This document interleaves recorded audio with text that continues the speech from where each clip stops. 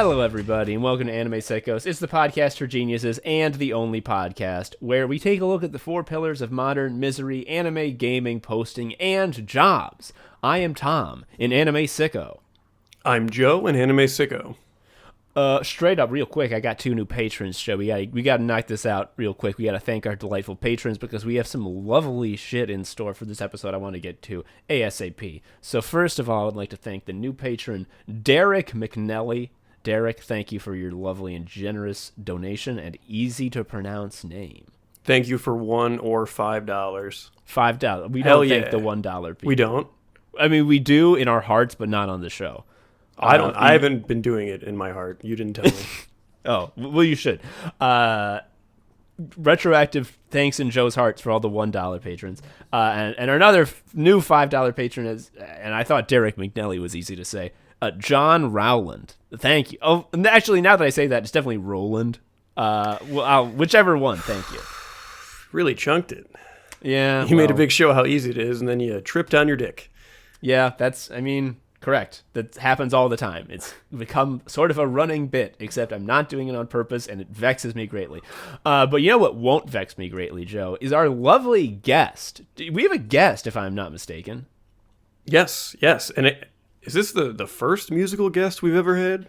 Ladies and gentlemen, The Weeknd. No, it's not The Weeknd. Our musical guest, we'd like... musical guest.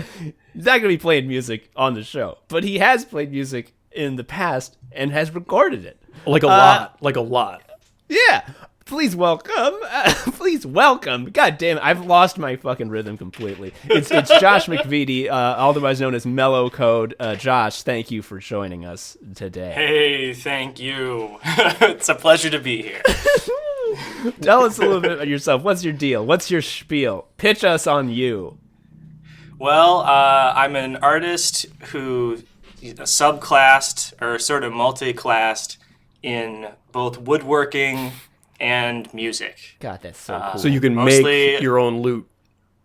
I did, and I have. I've made a dulcimer at least. I was really goofing. I was like trying to be a smart ass, Yeah. and I got fucking judoed. Wait a minute. Did you? Okay. My brain is getting gooned right now. Joe, I thought you said loot, L-O-O-T, but then I like... Josh, did you take it to mean L-U-T-E? Oh, yeah, of course. Oh, he understands what I'm saying better than you do. Like, you're the guest now. Yeah. Well, Yeah. Joe, I mean, it's not unusual that you would use video game terms in real life. Totally. Yeah, well, and also I am a gaming sicko, That's Hell yeah. We were first introduced to you because Tom and I were talking, and this was earlier on when we started this show, and we're like, have you noticed that our posts are protected by this night goth?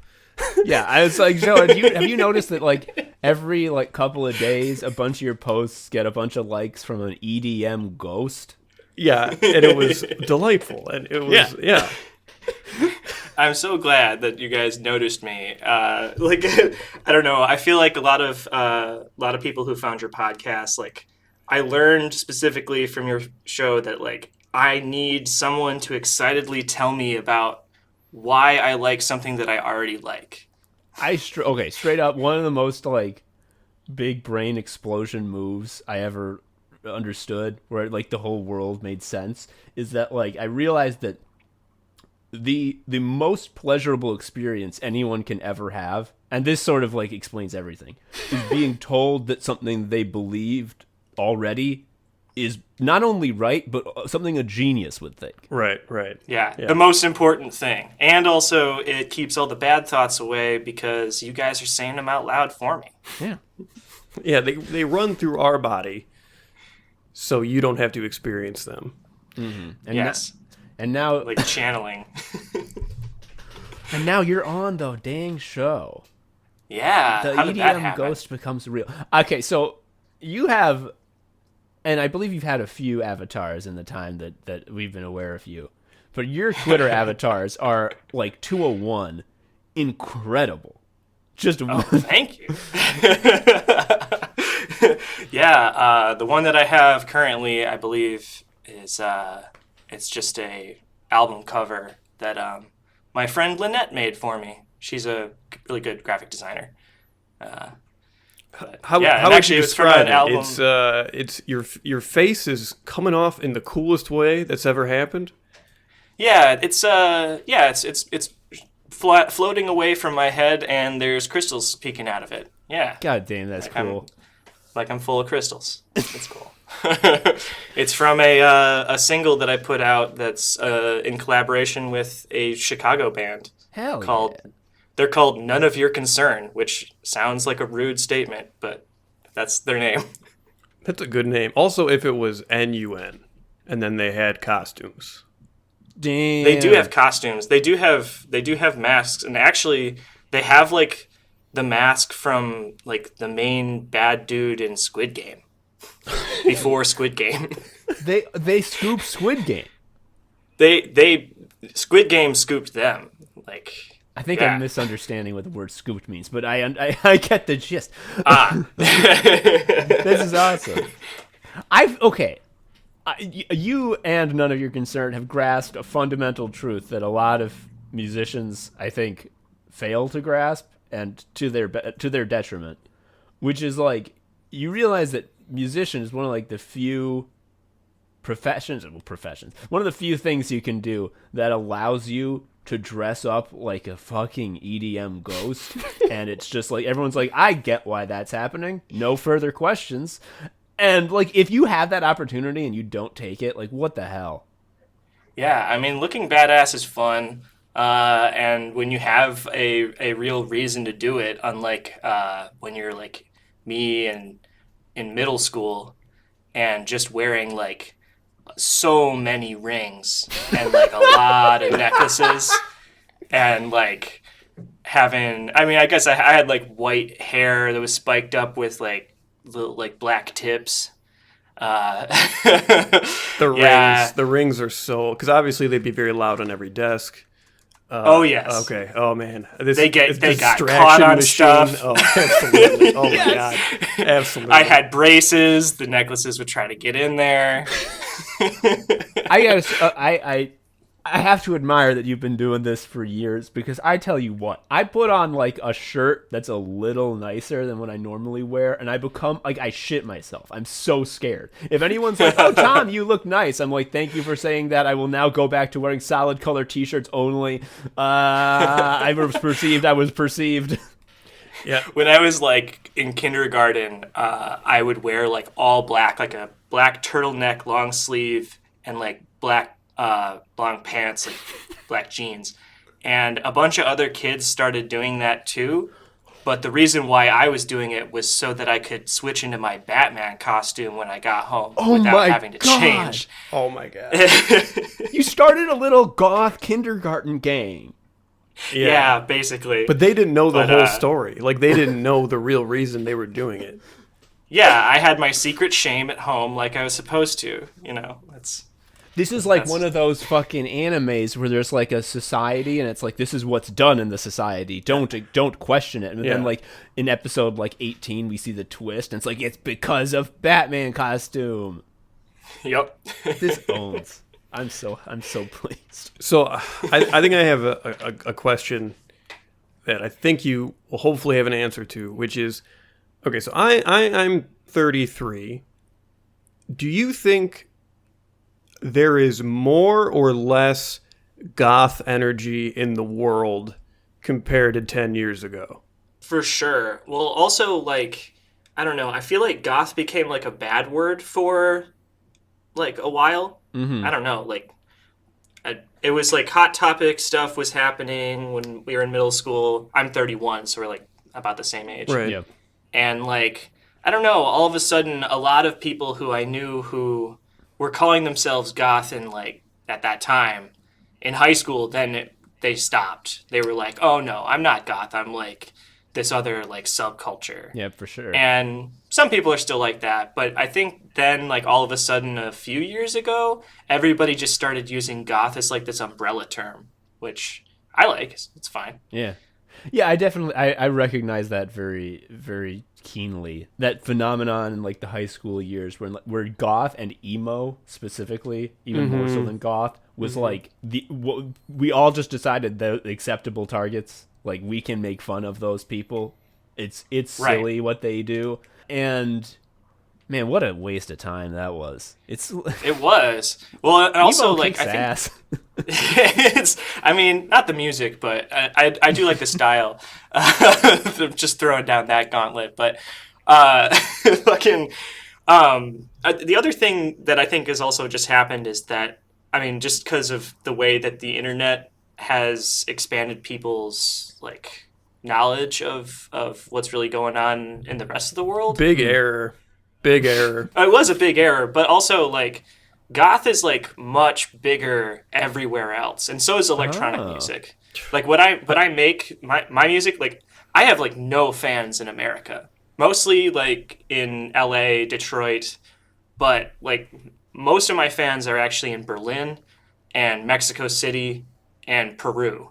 What? Like, yeah. And I've collaborated with bands in Paris and Spain. And there's, like, huge goth scenes there, basically, and have been for, like, a really long time.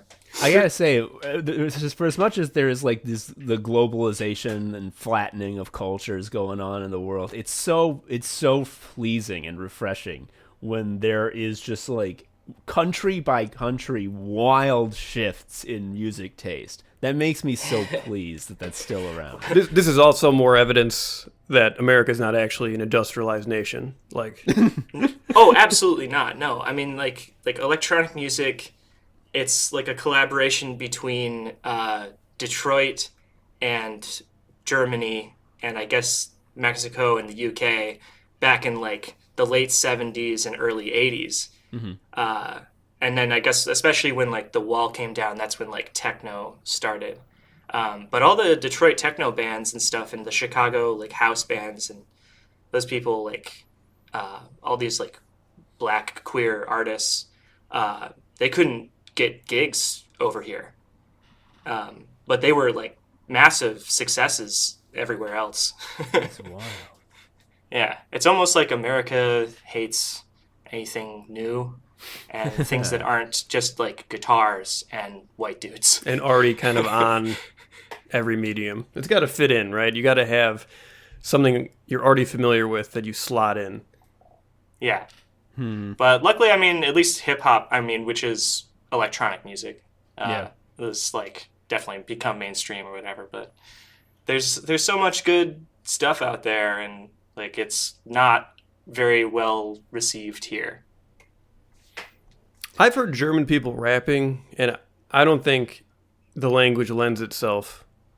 Yeah, I think. Oh, Well, no. it's really they sound like hall monitors. It's really lame. Well, like that's the other thing, is that like lots of Americans only know about the stuff that comes up on their, on their radar. Basically what the music industry like wants you to hear, because they want you to think that like there's just a bunch of trash out there. And I mean, it's not like there isn't, but like my favorite band of all time, at least at the moment, is called Schwefelgelb. And like all their lyrics, it's just like, one sentence every few minutes. German is perfect for that. Yeah, yeah. It's yeah, why yeah. I like to write in it sometimes. Not so much when you're rapidly trying to talk fast and cool. Yeah. Yes, yeah. Yeah, there's a lot of goofy words in German that are super long. Like all their conjunctions are like one long word, instead of like just something that would either be like hyphenated or like I was just writing a song in German the other day, and like I was looking up data theft, and it's like this really long word that like is really like bouncy to say, and I'm like, that's not cool to say. Like data theft. That sounds so scary. They're gonna steal your identity. I don't want a bouncy, funny word. Yeah, like And maybe that's why the Swedish are so into the fucking black metal, because like they don't want you to think of the Swedish chef. oh yeah, yeah, like they have to. I mean, that's why it's mostly just like sounds. There's something to that, because the Italian Assassin's Creed was so fucking funny, because everyone spoke English but had the da da da da, like the accent, like Ezio. Oh, totally. How come you don't call your mother no more? And like it was just like really fucking funny, and I couldn't take anything seriously because you kill the Pope, and then you sound like that. Yeah. I mean, one of my favorite music genres is Italo disco, and like Italo disco is funny, like, and it doesn't mean to be. I mean, sometimes it's kind of like on purpose, I guess, but it's like very sincerely goofy, and like they're singing in English, and it's like super broken. And I don't know. It's a good time. I used to just think it was funny, and now I just genuinely like it. That's a path. Lo-fi beats to study to. Now I listen to Simpsons Wave. Like it's it's all like a slippery slope. Vaporwave is great, and I mean it's just like that's the YouTube path for sure. Like you can get a lot of stuff that way. Josh, it's been enough time. We got to ask the question. I've been meaning to ask the question. I'm aching to ask the question. I understand. Josh McVety, are you an anime sicko? Yes. Of course. I mean, without question. Whew. Okay. All right. Woof. I love Goku. I like watching him yell. It's great. He does it so much. He does it so much. We have a Vegeta plushie on the couch right now. Oh my god. And I also have a Dragon Ball Z fleece blanket that's wrapped around me. This owns. I'm just... What a... Okay. Hear me out. Goth Goku. That's what Goku Black was, right? Like, Super Saiyan Rose was pretty goth. He definitely had, like, mascara on. Okay, and, okay. like... Yeah, shadows under his eyes. Well, sure. okay. Yeah, that's close to what I was thinking, but Goku Black is evil. I'm thinking, like, goth, like, normal Goku gets goth. And, like, he's still friendly. Oh, I see. Like, he has more does, zippers. Like, cyber goth dances. Yes! He wears those huge pants. Yeah. He wears the one-legged pants. He stomps around. I have yet to actually meet those people. Like they're mostly in Europe. It can't get us, is what I'm hearing. It can't get to you necessarily. I mean, I stand corrected. There's a couple in Chicago, but they're really cool people. Okay. But they won't get you. I mean, they're dancing in their bedrooms to Skinny Puppy, and like, yeah, they won't hurt you. You got to tell us your early exposure to the sicko sickness, because everyone with a budding gaming or anime interest has to navigate like shame, but also like you want to have fun with the cartoons you don't want to think about too much. So give it like kind of put your cards on the table here. Let us sift through your psychic pain. There's a lot of stuff going on back then, like my grandma was super into Totoro and like all Miyazaki stuff. So this is incredible. She actually got like the movies from England before they were released in America. Oh so I got to see Princess Mononoke untranslated like over a full year before it came out. Your grandma was importing anime for you. Okay, you had like a guiding hand to this thing. Oh yeah. I had many guiding hands. Like this is I come from a family of freaks. This is unprecedented. The guiding hand is like trusted elder and not like bridge troll. I found. Yeah, we established in the Tom McHenry episode that like the only guiding hand has to be like this older creepy guy that's like 40. Oh, don't worry. I had those, but there was a different sort of thing that happened. So, all right, a hobby shop opened up near my house, and I would go there to get Pokemon cards and Magic cards, which my uncles like taught me to play Magic when I was 7. You never had a chance. I never had a fucking chance. Like, I was the kid who brought Magic cards to my, like, grade. Yeah, your gang of kindergarten goths were like, we're playing Magic now. I was patient zero, and anyways, like, I find out that the guy who owned this hobby shop, like, he was a illustrator and had been, like, trained by a comic book artist, which evidently mostly what he actually was drawing was sexy ladies with, like, airbrush art. But anyways, he was, like, teaching a drawing class. And so I was like, Mom, like, I want to do that. And I was like 10. And I went, and there was like 3 other people there. And he had us like draw stuff from Yu Yu Hakusho. And holy shit. Yes. I loved it. I was having a great time. He was teaching me how to like draw like furry anime characters and stuff, like, and also like basic anatomy and like figure drawing techniques that are used for like drawing Batman, which I was very into. And so then I came back the next week, and no one else had come back. I was the only one. Oh, no. It was just me and Andy, this like 40-year-old dude with like a ponytail that was as long as I was tall at the time. Oh my God, what a king. And so he ended up having me just bring in Magic cards that I wanted to learn to draw. So, of course, the first one that I wanted to learn to draw was Avatar of Woe. And I just kind of went from there. Like, it's so macabre, right? I got to look this up again. Hold on. Yeah, I'm looking at it. She's got a jester hat. She's got a scythe. She's got 3 arms. It's a really badass card. Okay, yeah. So I asked, I put on our document where we list all the possible topics, like, how do you get the courage to have such a unique and cool visual style? And like, well, yeah, you were born into it. Oh yeah, that's how. There was never a chance you would present yourself any other way. Exactly. So then I started every weekend or so going to Magic card tournaments at the same hobby shop. Everybody knew me there, and I was just like the kid. And I started playing Mage Knight. I don't know if you guys know about that. I know of the board game. Yeah, but I know that it's Hero Clicks before Hero Clicks. Okay. Jesus, that's intense. Yeah.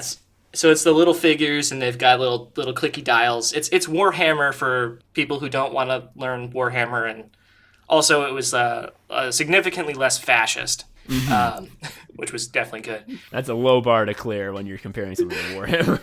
Yes. So I remember this really distinct memory of when I became a gaming sicko, which was that I was playing against this guy who I believe was, he was either in his 30s or 40s, and I was playing Mage Knight in this tournament, and I won the whole tournament. And hell yeah, congrats. I beat this dude who had the same name as my stepdad. And like I beat him because I knew how to use this like grave robber that would bring my guys back, and he like couldn't get to him. And I remember feeling like such a genius. And that dude, he never came back, by the way. His shame was so great. You killed him. Yeah. I did. He died.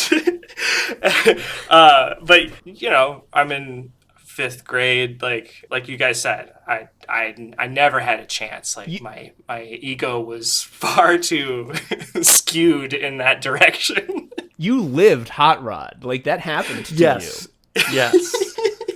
Yes. I was just thinking that, how much needed therapy could be wiped away if every kid was given a chance to beat someone with their stepdad's name in their nerdy hobby of choice. Yeah. It's a very restorative event. It was a powerful feeling. And I mean, yeah, so then like my uncles, they built their own PCs for gaming specifically. This is obscene. This is in you the were 90s. born in the gaming house we make fun of. Yeah. like they both like bought and restored their own like fixer up houses that I helped helped build. But their dad, my grandpa, is a carpenter, really extremely skilled carpenter, and I actually started working for him since I was like a little kid too. So that's the other thing that I was born into, is this woodworking knowledge. But you have a rare and powerful combo of a family of sicko freaks who infect you with the love of these awful hobbies, and Yes. like normally that would doom a child. But like, oh yeah, it's, well, it it's, doomed all of them. They're all doomed. I mean, like, I'm the only one who like I was like, I'm gonna get all the skills. yeah, like, the fact that it's cut with that the through line of like carpentry, a skill that's real and not about wizards. Like, I Yes. think that was the counterbalance that caused you to thrive. He had literally built a geodesic dome in the 70s that was the wood shop. So that's like I God, learned yes. I learned in the wood and I learned in the sawdust dome how to use a table saw properly and how to fix equipment and machines. It's but anyways, so then my uncles, they just used their powers to, you know, fix up some houses for themselves, which they promptly just turned into gaming houses. So there was 2 different gaming houses that I could walk to and play Dota, Ice Frogs Dota mostly, and Are you Counter-Strike fucking Source. serious? You had uncles that like had opinions on Warcraft 3 maps? Yes. Oh yeah. Yeah. They showed Holy they built me my first PC just to play Warcraft 3 and StarCraft out of parts that were left over from when they upgraded. Jesus Christ, dude. Yeah. I'm bugging out. There was also this place in downtown. I grew up in Ann Arbor, Michigan, and there was this spot that no longer exists that was called Digital Ops. And my uncles kind of helped build that with their friend who's happens to be named Josh also. And me and my little brother, we would get free time at this place, which was a LAN Oh my That was- God. Serious? in a basement. And it was all like black race car seats, and like if you can imagine like the Matrix, like when they're in the like actual world, like that industrial look. That's like it was like bunk beds kind of. So there was like 2 platforms that were just like rows of gaming computers. Oh my God. And it was in a dank basement that was next to like a ballet school. And then upstairs was the only anime store, which was called WYSIWYG, which that no longer exists either. But that's, you could get Japanese candy and then go down to the gaming dungeon and, you know, This is obscene. mostly play Dota. So one time when I was a little kid, I think like 7 or so, I went to a birthday party of someone who I didn't really know that well, a kid in my class. And it was at like a LAN center. And at this time, I didn't know that computers, that you could play games on the computer. I was like, the games are on the Nintendo. So I was very confused about what was happening. And we all sat down at our LAN computers and we were playing Quake, which had a mod installed in the place that allowed you to make your character model be Vegeta, which I did. Oh my God, that's awesome. And I remember not really like, I'm like, I don't know how to do this shooting stuff.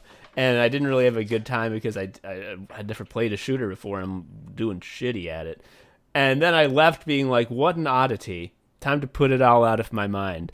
How close I came to becoming an even stronger sicko. But no, I didn't have those.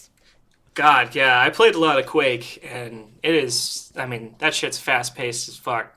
There's also Unreal Tournament was one that was, like, pretty insane, because, like, you just turn off the gravity and throw your character around super fast. Yeah. Yeah. But, yeah, I remember, like, so, like, Digital Ops was special because it was, like, super dark in there all the time. Of course. And, like, I'm sure it smelled. Oh, for sure. I was just I about smell to it ask. hearing you talk about it. Yeah. They had a fridge that had balls in it. Oh my God. Jesus Christ. Yeah, it was that spot. And then like a bunch of other lands tried to open up in other places, and they were all above ground and well lit, and that was weird. Like No good. Read It should the feel room. like you're it should feel like you're in Blade. You know, like which I mean is how I live my life most of the time, is that I want to be in the movie Blade a lot of the time. One thing, you did say Blade. Did I see you tweet about Detroiters? Did you? Oh, yeah. Okay, I just want to. yeah.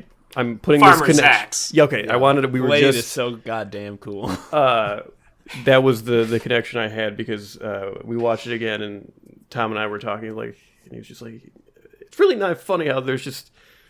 The guy just wants to become Blade, and he does over. Yeah. It's such a nice touch, and if you look up anything about what Detroit techno is like, especially this one band called Ox 88, I mean, it makes a lot of sense that the Farmer Zach's character is a real guy.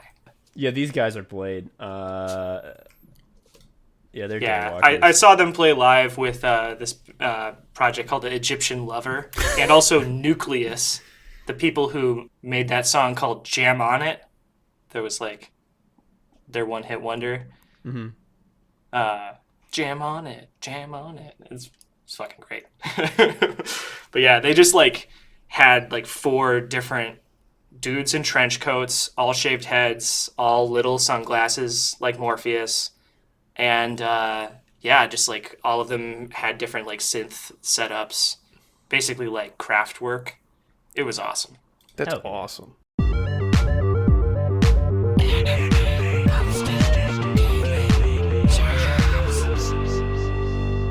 Josh, I got some questions for you. I have made it public on previous Sicko paraphernalias that I have been for about a year-ish now, almost a year. I have been trying to learn how to play the piano, practicing every day. I'm still quite bad, but one of the things that I've noticed is that as I improve, each improvement I make, there is an exponential increase in how much I realize I don't know, such that every time I learn more about fucking music, the more I see the howling void of ignorance in front of me, and I realize that, holy shit, anyone who's ever written a song is a greater genius than God for making Earth. So, with that in mind, how do you make music? How do you do that? I mean, first of all, I play synths and keyboard all the time, but I do not know how to play a song on piano. So like making music and learning to play an instrument are solely different things in at least in my world. So here's what a dumbass I am. I literally didn't know that. Yeah, it's fine. I thought no one does. All these composers and people that go into music use the piano as their foundation for what I assumed was a real reason, but I think it was just a decision I accepted. Well, it's not like that isn't a thing also. But I mean, like, you know, you just don't have to. Like Hall & Oates, I mean, they created an incredible number of like hit songs. All of their recordings are not recorded by them. They hung out in the recording booth and they hired studio musicians who were much better musicians than they were to play the instruments. So yeah, there's lots of ways to do this thing. I basically just have like I've got like a decent ear, and which happened because I started taking Suzuki violin, the dreaded Japanese classical music technique, which it's not dreaded at all. It's actually a good way to teach kids how to listen and not read music. Is that bad? That's what I've been doing. I've been reading the music. Yeah, learning to read music is hard. Like it's a whole nother language. So I mean, if you've got the brain for it, then you should. But I will say that I have improved not at all at being able to pick out a note hearing it alone. I'm like, no fucking way I know what that shit is. Well, I started doing that at like age 7 or whatever, Okay. and then I only did it for like a year though. Which when you're 7, that feels like a long time. But I gave it up because I needed more time to play Magic cards and Digimon. with my buddies. That's But pretty basically, wise. like, that's what I needed. And I guess I decided to play guitar in like middle school, and I kind of started like a little punk band. But we didn't really write songs, and definitely didn't write any lyrics. And then back in Grand Rapids, it's where I lived after leaving Ann Arbor and going to art school in Grand Rapids. I started meeting a bunch of cool people like Rain Clark. And we would go to lots of like underground music shows and stuff. Rain, they actually had a venue in their basement, which What? was really fun. There's a lot of basement shows that happen in Michigan, especially. We got a little bit of a tour around the area, and Rain had pointed, I think, like a studio basement out that looked just like a house and some other things. It was like a very in the know look. I don't know Yes. shit about the basements around me. I'm ignorant. Yeah, well, it might be a good thing, but depends on who's got the basement. Yeah. But yeah, so anyways, I kept immersing myself in that and going to these shows and watching what other people were doing and what equipment they were using, and I was like, I can fucking do that. And so then I started a synth pop duo with my friend Chris Eddy, great dude, and he taught me basically like how to make electronic music and to do what I had like in my head.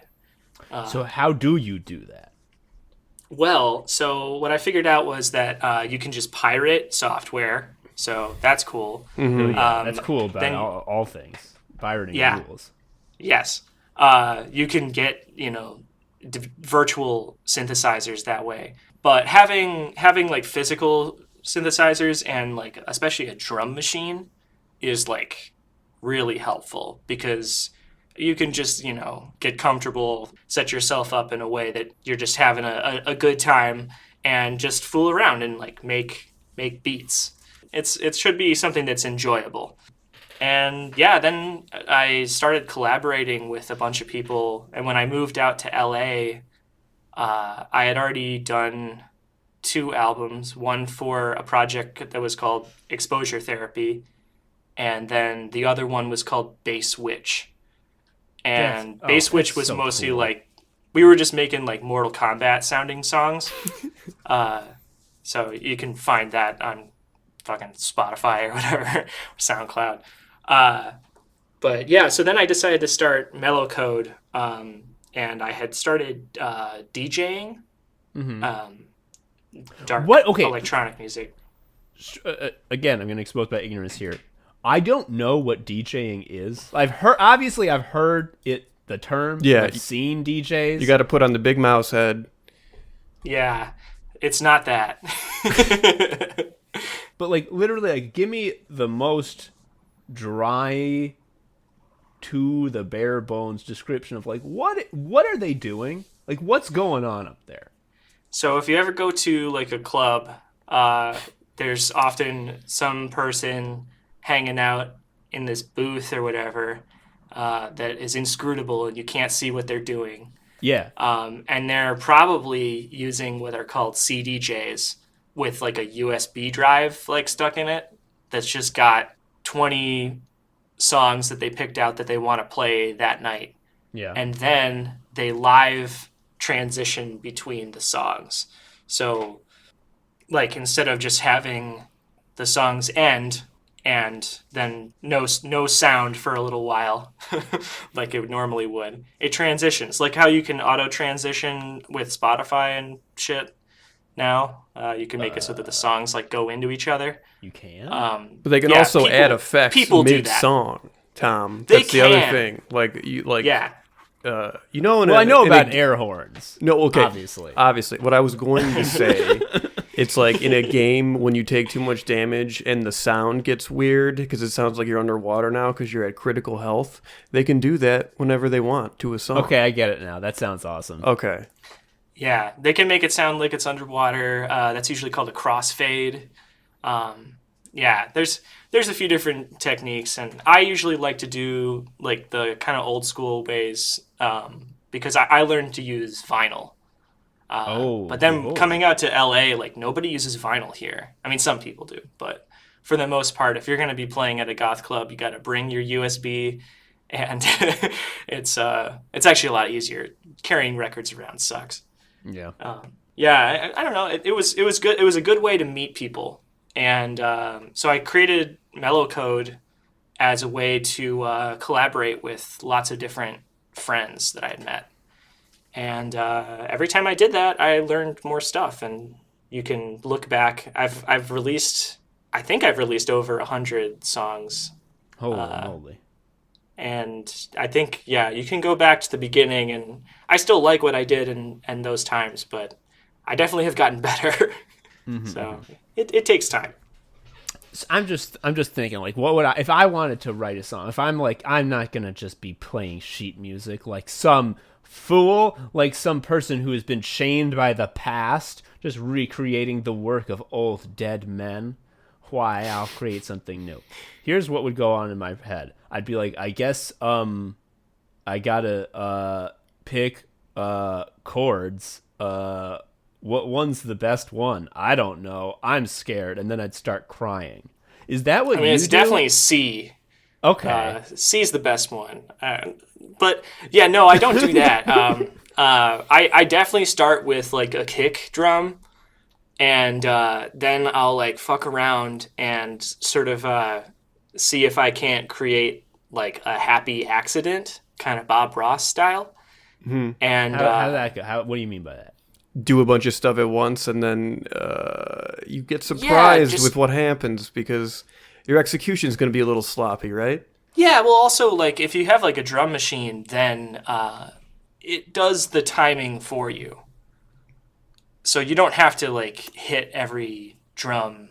You can do it that way, but for the most part, you can just be like, I want this song to be at this BPM, beats per minute. This is me exposing my ignorance. I literally did not know that. That is incredible. I thought drum machines, you had to do it at the, and I'm like, that's hard. I don't have that. That's rhythm. just a drum. That's just a drum. That's no different. different. It was just a, it creates a loop for you. Yeah. Yeah. And then also, if you're recording directly into software like Ableton or whatever, then, you know, it records what you're doing, and you can create a loop. And then you can record other tracks that go with it. And yeah, you can just build a song that way. It's fun. That's bad. And then usually, so I'll make like the backing track and maybe create like a lead sound or whatever, and sort of try to figure out what is catchy and what feels good. And then I'll try to write lyrics to that, which is the hardest part. Which usually what I'll do is you do what's called a scratch vocal. And record like basically nonsense, which is like in the melody and at the times that you want vocals to happen. Right. Yeah. Like that's like chacarone. Yes. Or like or like the scat man. I was just about to say it's a placeholder scat. That's awesome. Okay. It's basically that, and everybody kind of has their own way to do that or whatever. That's usually embarrassing. So it's something that you do all by yourself. And then I'll usually write lyrics to that and try to make it into something that makes sense, or just is something that I'm, thinking about or trying to exercise out of my head. I like to really write a lot of stuff that's just like, oh, I gotta purge these ideas. I don't need this anymore. You gotta get the ghosts out. Yeah. And then no joke, I listen to podcasts like in between as kind of like a palate cleanser. Yeah, so I don't get like stuck. I get that because it's non-musical audio. It's a nice variation. Yeah, what I'm hearing is that I actually wrote 100 songs. yeah.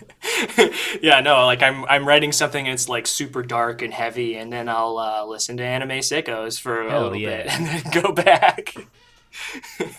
Sometimes I screw with myself and like I'll put on like a movie or like something on silent. So I've got, visuals happening while I'm kind of scoring that. And then maybe I'll even be listening to another song at the same time and also people talking. It's And too many things, I think. it's a lot. It's a lot of things. I got too much shit on me. I got too much shit on me. Yeah, it's a lot. So that's a way for me to like break out of like writer's block. Basically. Yeah. See, I actually... It's the nuclear option. I do relate to wanting to do 80 things at one time. It's just every time I've done it, it's not been to do something productive or creative. It's just like I'm listening to a podcast while playing a JRPG that I'm grinding, and then also I'm doing an install of some other computer. Like, it's not for making something fun like music. It's just like stimulating myself. I also have to desperately tell myself constantly that it's not about being productive. Like Yes. I'm not producing content. I'm making something for people to enjoy, or for me, like, like I just want to make something that sounds and feels like badass. I feel that. I mean, that's why we make Sickos. Honestly, Yeah. it's just because I've never made money, like I'm not profitable or productive as an artist. That's the honest way to be an artist. This is the if you become a content person, then you start to shill. That's when you get bad. Yeah. Don't get bad. Well, it's how capitalism gets in the way of literally everything. Cog Talk. Cog Talk. Josh, I hear tell you have a Cog Talk story to share with us. Would you be so kind? All right, here we go. So I mostly make my money by being a furniture maker, builder, craftsman. And back in Michigan, I mostly worked with like the most divorced dudes you've ever met, because they're the only ones who have the same skill sets as me. And there was even I had to work with somebody who was a flat earther, and another dude who was like on the cusp. He was almost convinced. The Earth is curved, but it's not as curved as they want you to think. Yeah, it's all dinosaurs aren't real, shit like that. So I thought that I had escaped Grand Rapids, insanity, by moving out to LA, which, I mean, that's hubris. Yeah, no one's insane there. Yeah. Well, and I mean, a lot less people seem to be, at least the ones in my immediate circle. But so I started working with these like traveling like circus carpenters who are awesome and who are like Burning Man type people. And they have a network. Sorry, when you say traveling circus carpenters, is that like a metaphor, or do they literally work for a traveling circus? Like my friend Soldati is literally a clown carpenter who travels all over the country. Amazing. A beautiful man. Yeah, so they have this wild network of, hey, we're getting hired non-union for these set jobs, for music videos, for TV, all sorts of stuff, because even though most of those jobs are union sets, they can't do it all. The scope is always too big. So anyways, I find out I'm just at a club at 2 a.m. and I get a text, hey, do you want to work on this Nicki Minaj music video? And I'm like, hell yeah. You have to build the big brace for her cousin's friend's nuts. Yeah, this was literally like a month before that happened. Yes. And so they're like, all right, so we'll call you tomorrow. Here's like the contact of this person. The job starts tomorrow. It's going to be for 2 days. And like they told me the day rate. And I was like, great. Yeah, you seem fine. Right. No address. by the way. Like, Okay. yeah. So Surely that's just gonna come later. Like it's fine, right? Yeah, I wake up at like 11 or so, and so I go and I work in my own wood shop for a little while, and I have texted this guy who's supposed to be my contact, and he's like, oh yeah, we're all going to meet at the job site at 2 o'clock. And I'm like, okay, cool, what's the address? And he's just like, I don't know, I'll have to get it for you. And like, it goes like this until about 6 o'clock. Uh-huh. And finally, I get the address, and I get there, and I'm the only person there. Oh, I love this. Yes. And I have to wait for like an hour, and then finally these dudes show up, and they're not even like the guy who's in charge. They're just the people who I'm going to be working with to build this stuff. And so another hour goes by, and this dude who like is like, I don't even know how to describe him. He's like just a total cha boy bro. Is it like a puka shell necklace wearing type of guy? Yeah, like long hair, like maybe like he looks like he DJs on the beach for surfers. Okay. Yeah. Okay, And, yeah, like, I got it. For free, just for the love of it. Yeah. And he's like, okay, we're gonna build this set for this production, and it's all. I find out that like shooting for this is going to be in like 2 days, and none of this stuff is built.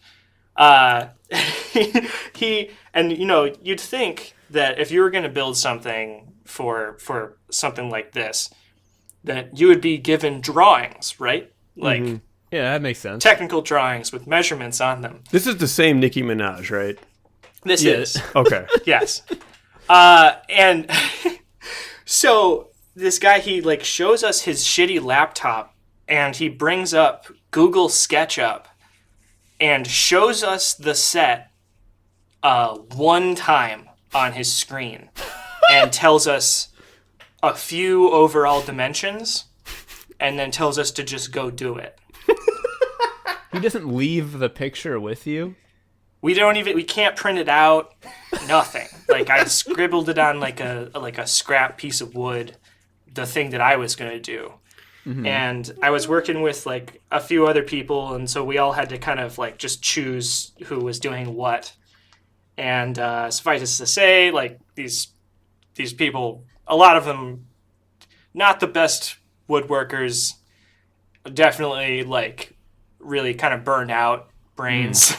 And like, oh, people who say, meet at the site at 2 p.m. and you ask, what's the address? They look at the text, not understanding why you would ask that, and be like, I don't know, I'll tell you when I find out. Exactly. It's yes, it's that vibe like the whole fucking time. And I ended up having to fix like basically everybody's shit, and also I was like teaching people how to do stuff safely because they were trying to do like a lot of things like really sketch. But anyway, so we end up building stuff, and the first night goes pretty well. We're building until about 1 a.m. Mm-hmm. And so then we're like, okay, coming back the next day.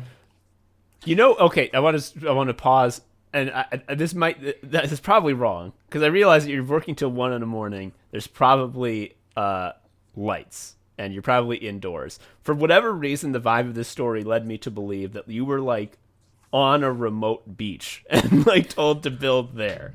Yeah, beach was this key word that I said earlier, so that probably makes sense. But we were outside in really? Effectively like an open warehouse. It's hard to explain, but like there was like a covering, but it was just a roof. Like it was a big all hangar. open. Yes. Yeah. Okay. And this will come into play later. It's completely gated off, and there is one clicker that's like the remote that opens this gate. So anyways, this is the Chekhov gun. I'm really excited. Yeah. So the next day, I've learned my lesson, and I text the guy, "Hey, what time are you guys? What time do you guys want me to be there?" They say 11, so I show up at 2, which I still get there right when everyone else does. I've learned the timing of these people. It's like that much off. So we're building for a while, and I'm starting to realize that, wow, like, we are not going to finish. Like, there's no way. And because he keeps bringing up, hey, there's even more stuff. There's, like, this entire, like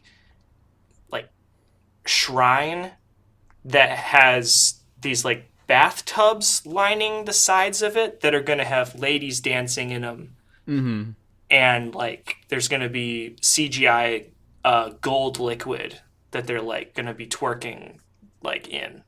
Okay. And were there any bathtubs for you to work with? No. Like, all of this stuff was just going to be, we had to build everything.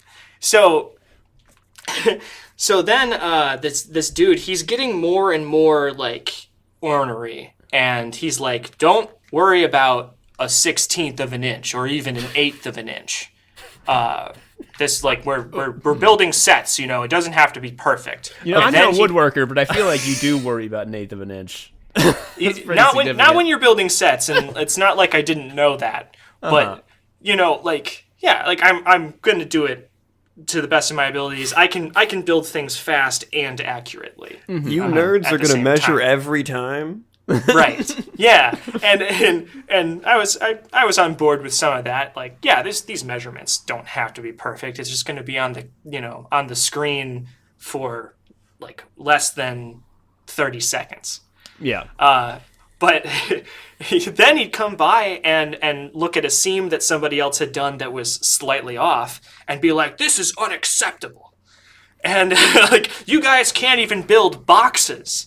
And just was incredibly demoralizing and weird. And then he goes off and he's like, okay, I'll be right back. I got to go take care of something. And we're working for a while and it starts to get late. And all of a sudden we realize he's been gone for 6 hours. He Simpsons'd you. He was like, oh, I have to get something in my car. Yes. And our cars are locked in behind the gate. Oh, no. And he took the clicker with him. So, and also, no one can reach him. So essentially, he locked us in there on purpose for like 7-8 hours. We were like getting ready to like stay the night because we couldn't leave. And like I was like, this is a tactic. Okay. And he comes back and he's like got this weird bullshit story about how he lost his phone, but like that his friend was able to open up his phone because he had a similar fingerprint. Very weird stuff. Oh my Didn't God. make any fucking sense at all. So and then he's like, and I brought Coke for everyone. And and I was like, ugh, like, I don't need that. Like, and then I look around me and everyone's like got their tongues waggling. And I'm like, this is why these people put up with this asshole. It's because he's got them all hooked on Coke. and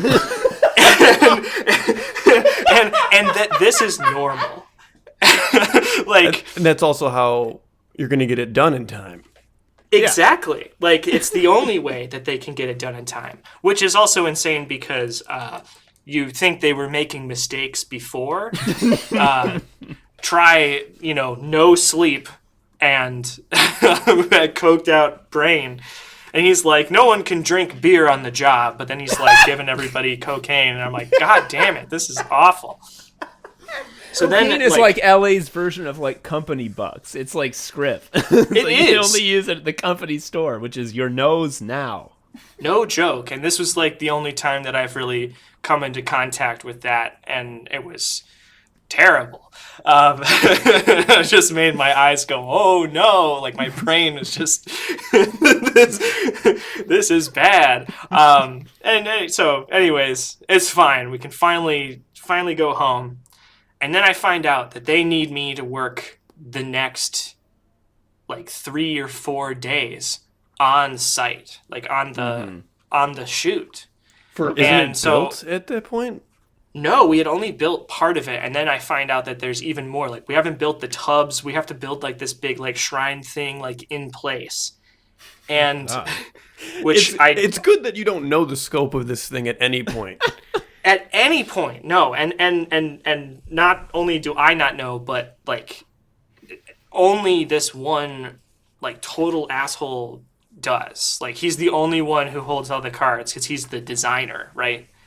And there was weird things too where he'd like not tell us things, and we'd be like, hey, we've run into this problem. We think that this is the solution to fix it. And he'd be like, why didn't you just do it? But then if we like did that, then he would get mad at us for not asking him. Like, just catch-22s like all over the place. This is just classic shitty boss behavior. Yeah, I think that like a shitty boss, like what makes a boss shitty, well, a lot of things, but one of the most telltale things is that they just love to be enraged. Because when you're a boss, you have infinite excuses. You can be enraged no matter what the situation is, and everyone has to like kiss your feet for it. Well, and in their head, whoever's the most mad is the most in charge, right? Yes, correct. Yes. Most of the country actually operates like that. Yes. Yes. Certainly the Midwest. Yeah. Yes. So, anyways, I get there and we're, it's going to be this big film shoot. And there's a giant, what's called a cyc, which is like it's like a big infinity wall. That's super impressive. And all these boxes that we build, we unload them and put them in this spot. We find out that there's going to be 2 sumo wrestlers painted gold who are being held back by ropes by all these like hot ladies, and then they're gonna like let go, and the 2 sumos are gonna like fight in the middle, and like everything's gold. I just can't believe that these extravagant details could be kept from you. Yes, and so casually too. Like, I don't know. Yeah, the way that information was withheld, I was like, this is how all this shit operates. Is like the only reason why this dude gets paid a lot is because he's learned how to be super withholding. Yeah. So, anyways, fuck. Like, I build this like big, basically like stepped like Greek temple type looking thing that's got all these bathtubs lining the sides of it. And this is it's all out of like MDF, like basically cardboard. And I'm reinforcing the bottom of these tubs because I'm like, there's going to be ladies with like big butts like dancing in these. Yeah, and they're going to be imparting great amounts of newtons onto their butts. Yes, you're the only one. You're the only one concerned for their safety. I'm the only one who's preventing coffin flop from happening. Like, just half naked bodies busting out of shit wood hitting pavement,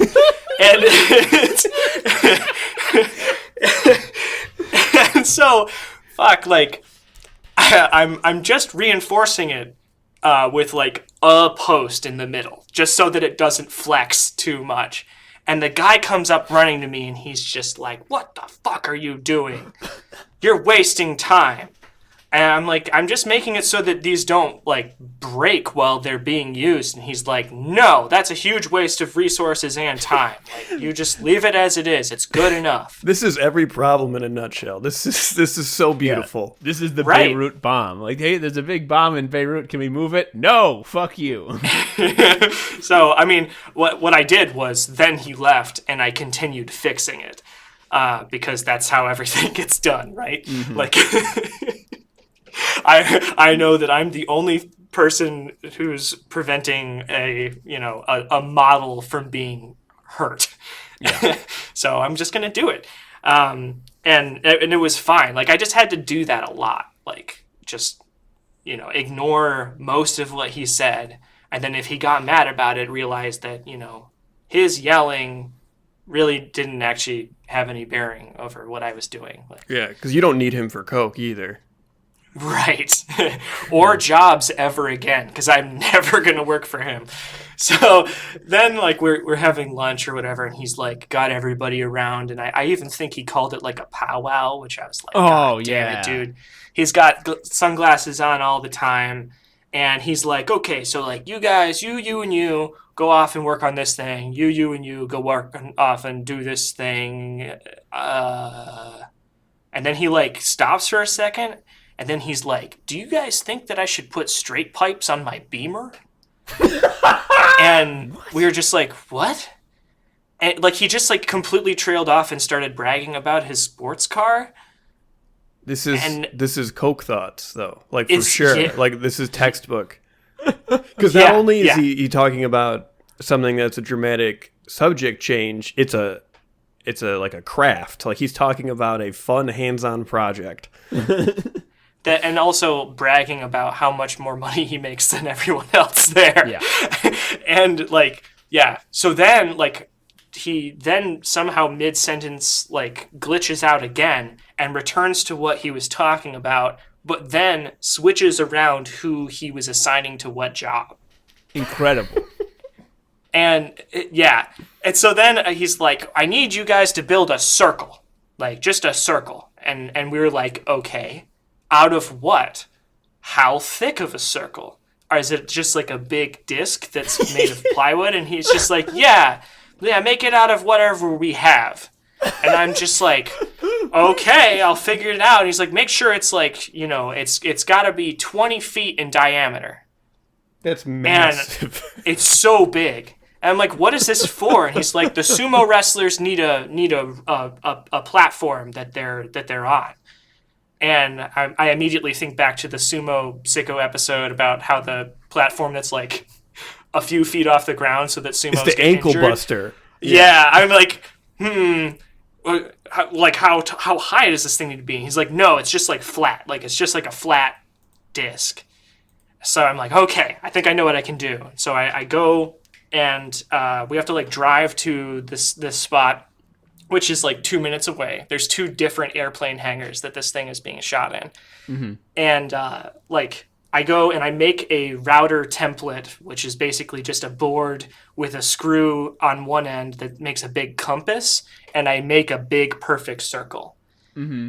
And I've made this, I built this thing like super quick, and we find the material that we need barely and piece it together because sheet goods come in like 4 foot by 8 foot.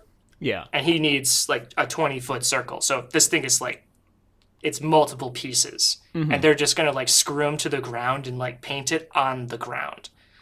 And then like I get called while I'm cutting this. And he's like, where is it? Where's the circle?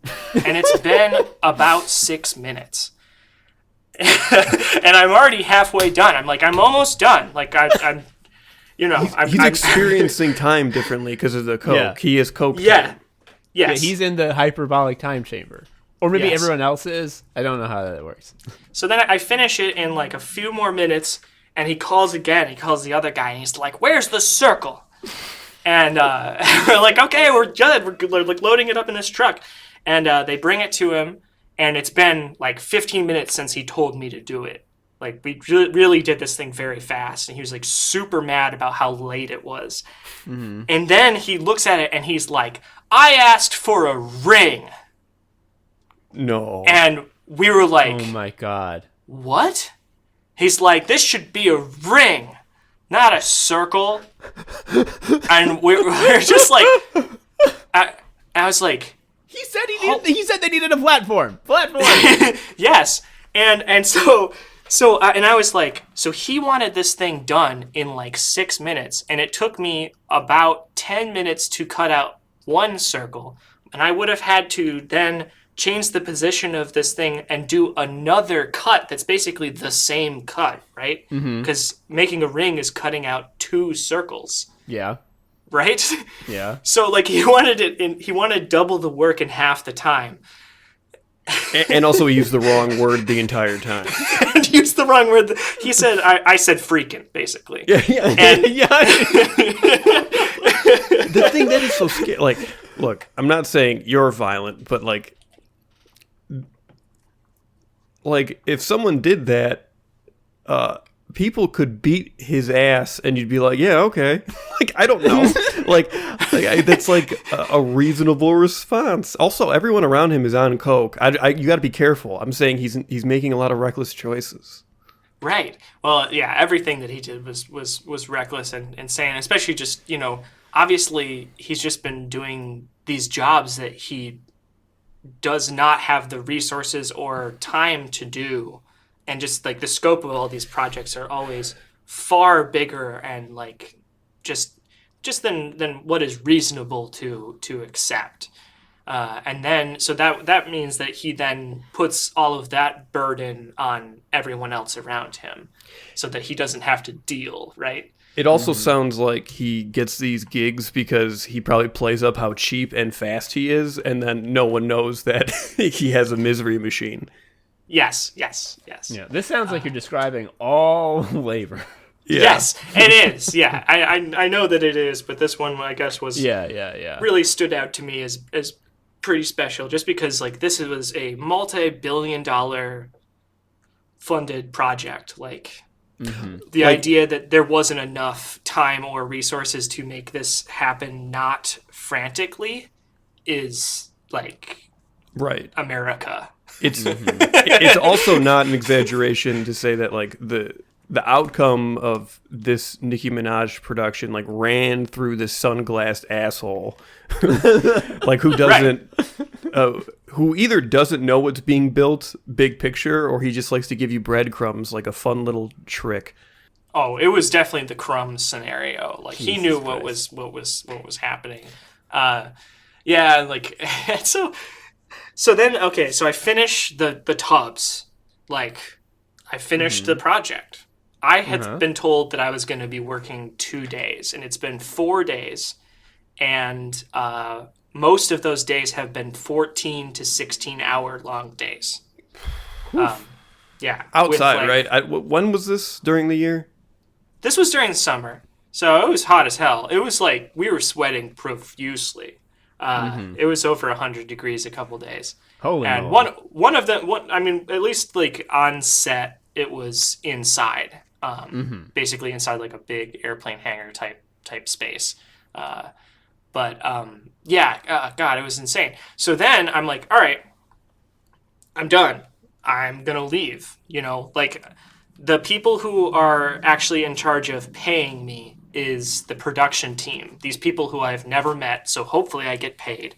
Which spoils, I did, but it was like 2 months later. A fight. It was kind of a fight.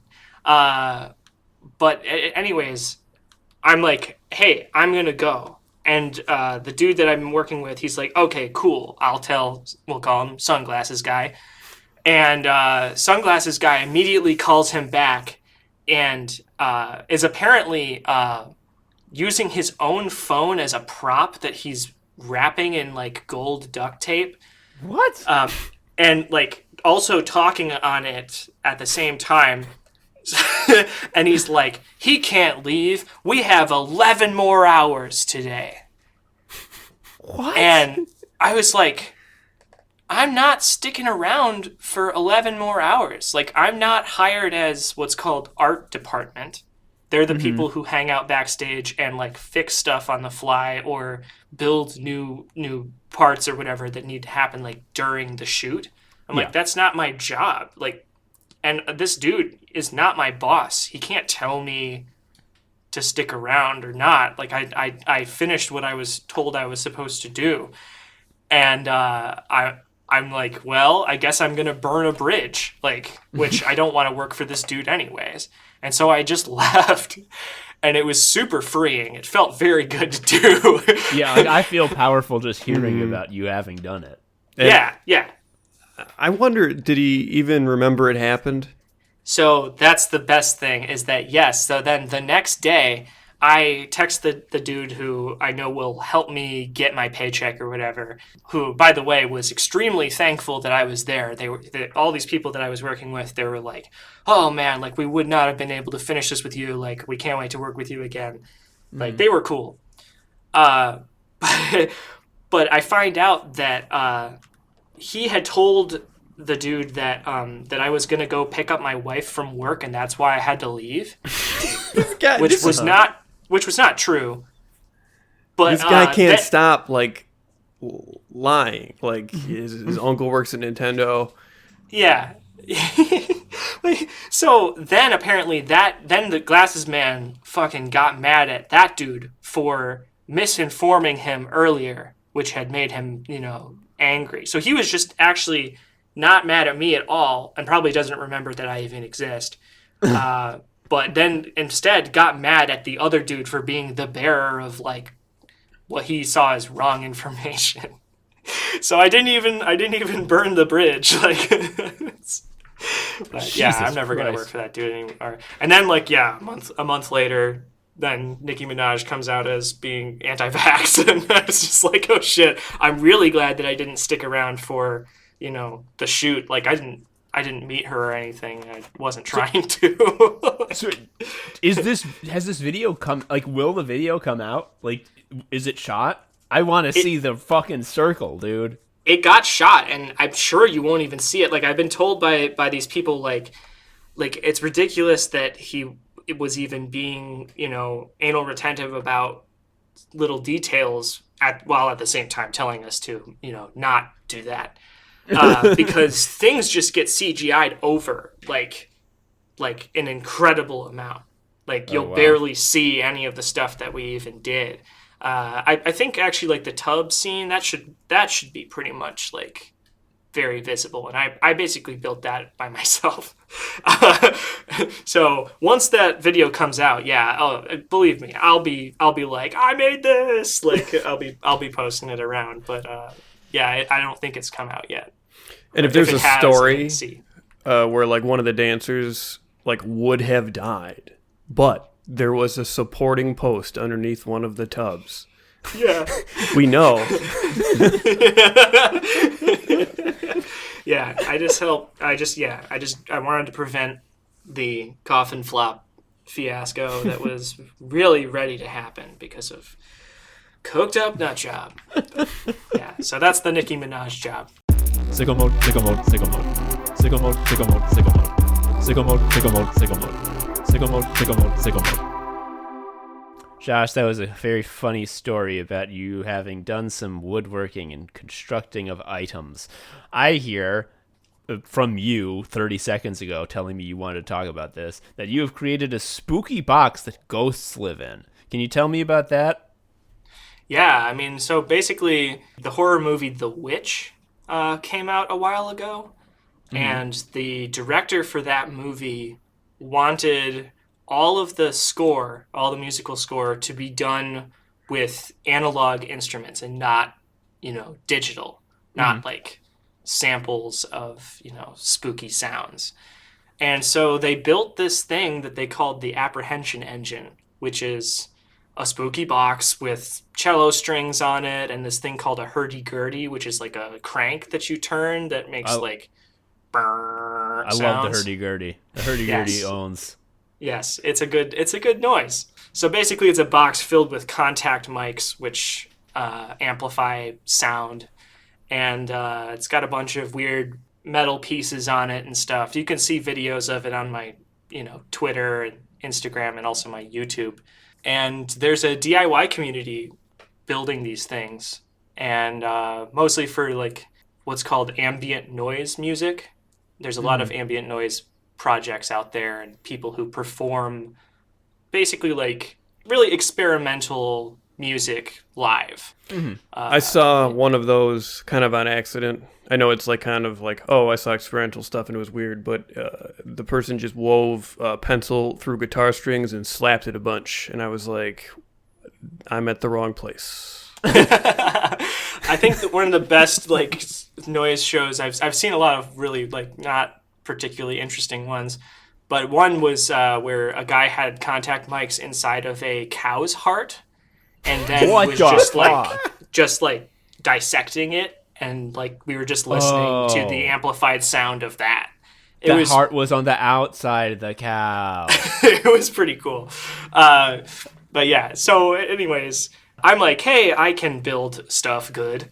And there's, YouTube tutorials and lots of information out there that this DIY community has created. And so I decided to make my own, which I presented it to the Facebook group that is mostly a bunch of British dudes showing off each other's their own versions of this thing. Their own ghost coffins. Their own cool ghost coffins and yeah, spooky machine. But yeah, they loved it, and I learned a lot, and I've been trying to share that information with people, and I'm actually going to be making a lot more of them soon.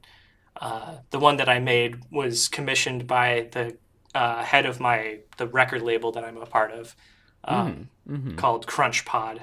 Is this apprehension engine, like, what is it?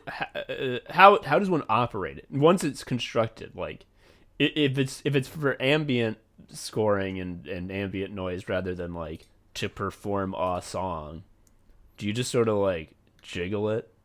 Like what? Yeah. Like, what do you do?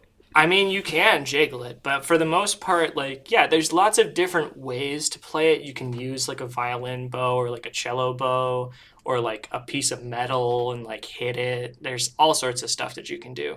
And that's what's kind of cool about it, is just like there's lots of different things on it that are playable parts, like that are the instrument.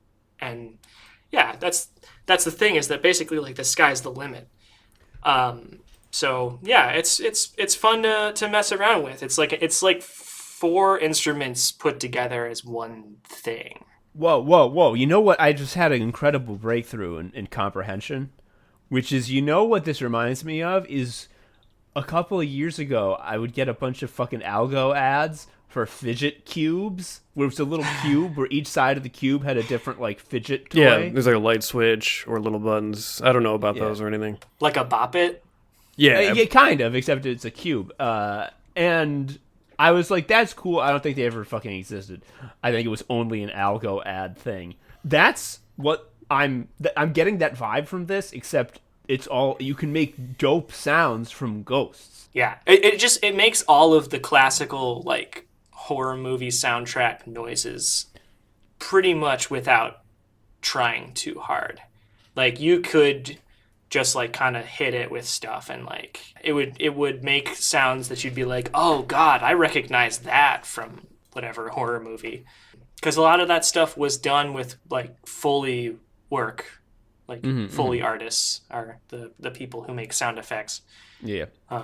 They come up with all sorts of ways to do it. So this is like a one instrument that does lots of Foley, a droning groan noise, and it's got reverb coils in it that are like amplifiers. Do you know, have you ever picked up like a electric guitar amp and like dropped it on the ground and it makes like this noise?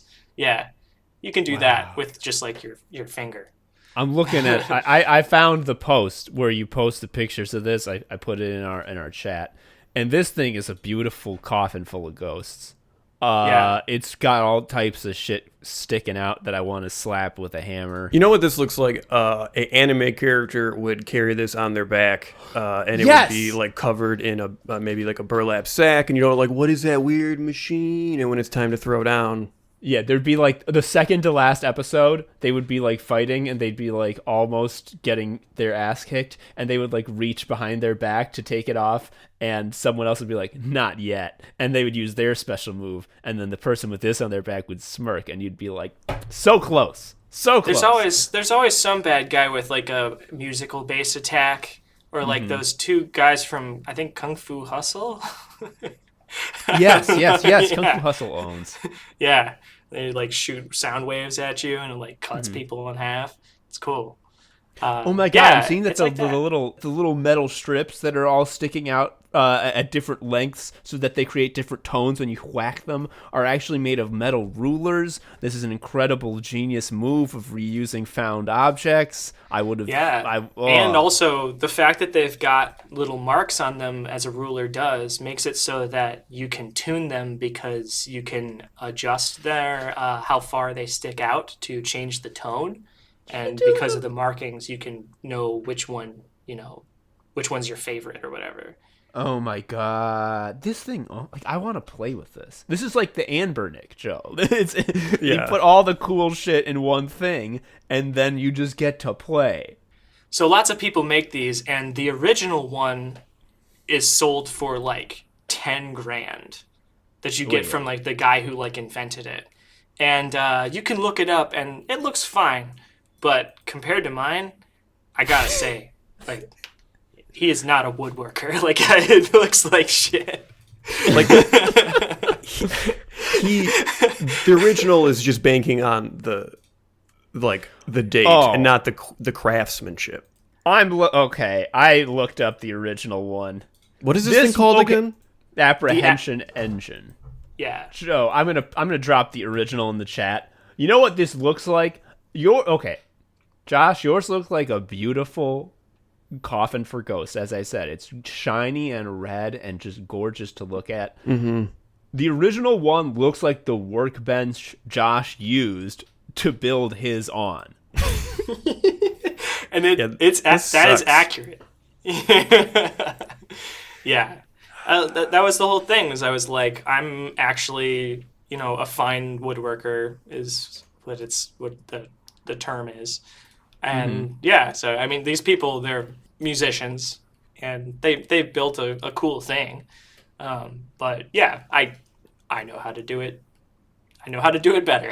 I mean, here's how we know there's a difference. Is yours looks good, but it's taken outside in full light on a yard. It's just outside. The Apprehension Engine, the original, the OG, the one that's worth $10,000. This is like McDonald's hamburger lighting. Okay, like of course it looks good, but anything I could make would look good with that dramatic shadow. Yeah, put it in the dark and it will look fine. There's no finish. This is unfinished wood. Yeah. Pathetic. I mean, I can tell that there is a clear coat on it, but it doesn't look cool. Yeah, I'm okay. Yeah. Anyways, I'll be making 6 more of these soon, and I'm going to build myself one, and it's going to have big insect legs that fold out that are going to make it so that it's like at playing height. Oh it's a stand as well. Oh, that's really cool. Yeah. How much, and just for argument's sake, if, for example, some dope out in, I don't know, Chicago wanted one of these ghost coffins to fuck around with, how much would that go for? I figured out that I can do them for about $2 grand. That's not terrible if you have $2 grand lying around and want a ghost coffin. The other option is $10K. Yeah, that's what a savings. And you have to wait like a year. And that one looks like shit. Yeah. But I know what actual musicians can afford, and also how much time it takes me to build stuff.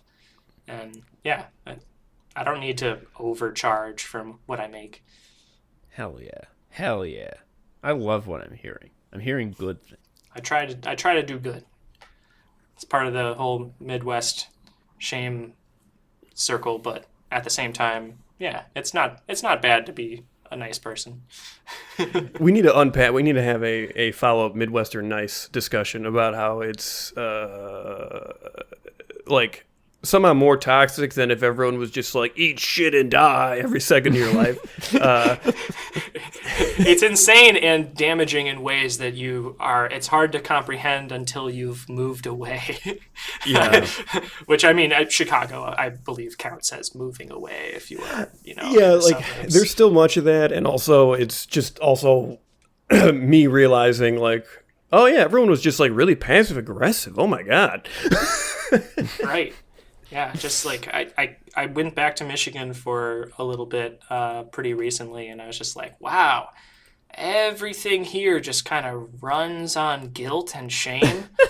And a lot of people were really sad, like, and I don't think that they know how sad they were, which sucked. The Midwestern shaming or guilting into doing things is correct in the sense that it accepts that no one actually wants to do anything. Okay, there's so the only way you can make someone do a thing is coercion. And you need to make sure that they feel like if they don't do that, then they're being a bad, like they're being a bad person. They will never have peace again. Right. Yes. God will hate you. Because you didn't work yourself to death hard enough that day. You're not gonna get. You haven't earned any coke. Honestly, Right. think about it. Do you think I should give you this? No. No, this is God's coke. Jesus Christ. We're the anime sickos, and we're here to say anime is bad in a war crimes way. Josh McVety, thank you for joining us and going Guesto mode on, I'll say it, a top class, excellent episode. Thank you. Yeah, I It's learned been a my pleasure. lot about carpentry, Michigan, Nicki Minaj. Good. Josh, if people have listened to this episode and are thinking to themselves, well, golly, this guy's written 100 songs, makes cool pieces of woodworking that I can look at. Well, how can I do that? What do I do? How can I make this occur? How do I put that in my brain? How do they do that? What's the answer? Yeah, I have many albums and singles that are all good, I swear. They're out on Bandcamp, on Spotify, iTunes. I have music videos and also like DJ playlists and performances on my YouTube. And all of those can be found by searching Mellow Code. I'm the only one. Mellow Code. You have the Anime Sicko's genius move, creating a name that no one has ever thought up before. So you just get free SEO automatically. Yeah. There might be one like influencer from Korea named Mellow Code, but other than that, that's all me. Yeah, just don't click on the Korean links and you'll get it. That's Yeah. excellent. And we follow you on Twitter at Mellow Code Music, which is also my Instagram. And if you want to see my woodworking stuff, it's at joshuamcvety.com. Hell yeah. That's excellent. If you want to see the apprehension engine that Josh made, if you go to his friggin' what do you call it, timeline on Twitter, you scroll down about 10 or 15 scroll wheels on your mouse, you're gonna see it. It's from October 8th. It looks fucking gorgeous. It's red and shiny. There's also a demo on YouTube that's like insanely long, but worth checking out, even if you don't listen to the whole thing. So yeah, I think the show's over. I think we're done. I think so too. It's been a pleasure, and like seriously, your podcast really was very helpful to me in the past couple years. So That's awesome to hear. That's awesome. Yeah. You have to tell us though when the video comes out that you built the tubs for. I will. Yeah. Yeah. Oh, I'll be posting about it. Hell yes. I am looking forward to it greatly. But yeah, thank you all for listening out there. That's all the time we have for Anime Sickos. I have been, as ever, Tom in Anime Sicko. I'm Joe, an anime sicko. And I'm Josh, an anime sicko. Thank you all for listening. We'll see you next time. Bye-bye. See ya.